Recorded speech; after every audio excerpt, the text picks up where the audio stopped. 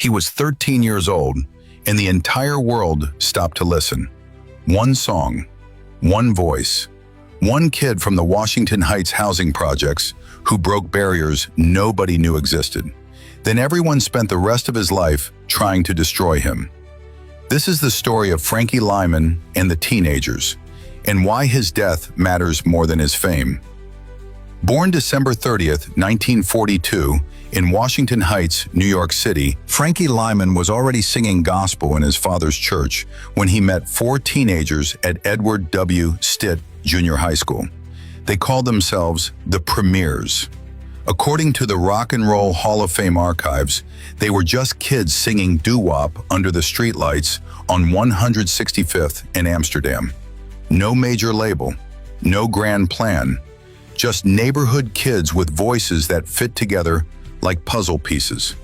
In 1955, Frankie helped rewrite a song called "Why Do Fools Fall in Love?"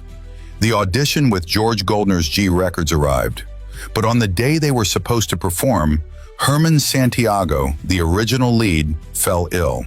Frankie stepped in. One moment changed everything.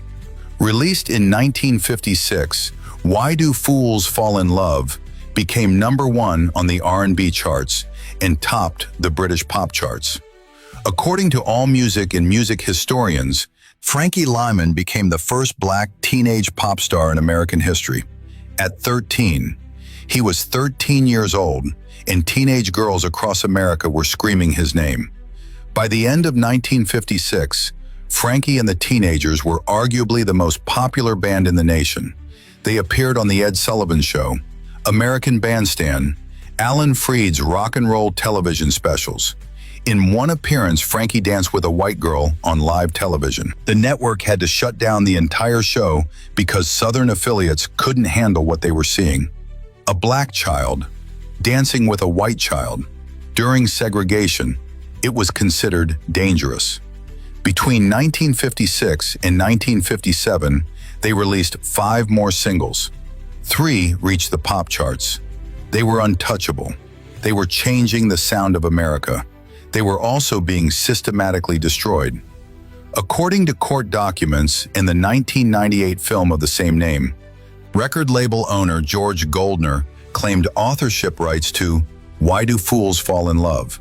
Frankie Lymon and the Teenagers made no money from the biggest hit of their lives, the song that defined a generation, that influenced the Jackson 5, that inspired Berry Gordy's entire Motown model, made its creators nothing but famous.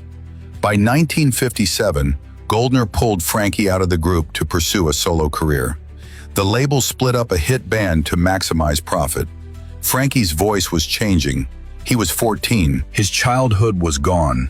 His innocence was already dead. What happened next was predictable and devastating. Frankie Lymon became a heroin addict at 15 years old. By the early 1960s, he had no hits, no relevance, no safety net.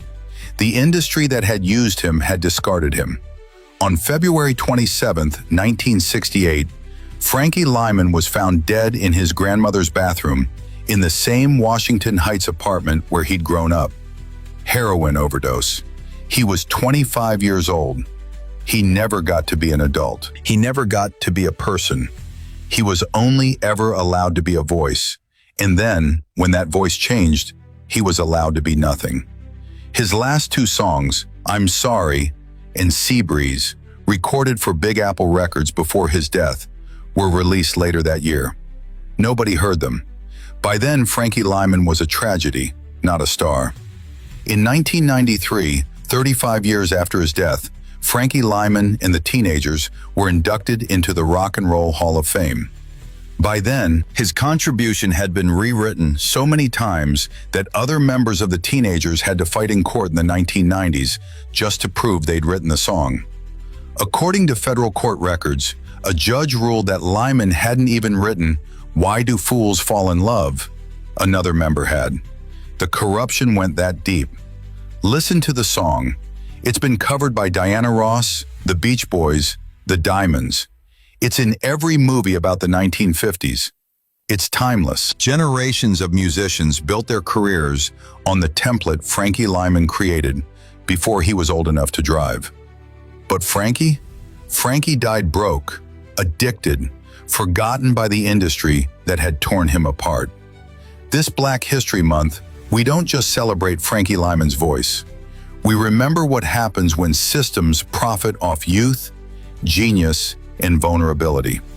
We remember that the same industry that gave us rock and roll was built on the broken backs of children. We remember that 13-year-old Black kids breaking barriers paid the price for integration that older white executives took credit for. His voice echoes everywhere, but his name, his dignity, his life, that they took. If you've ever felt like the system was designed to use you and throw you away, Frankie's story is yours. Share this, like this, follow for the names and faces of Black genius that history tried to erase.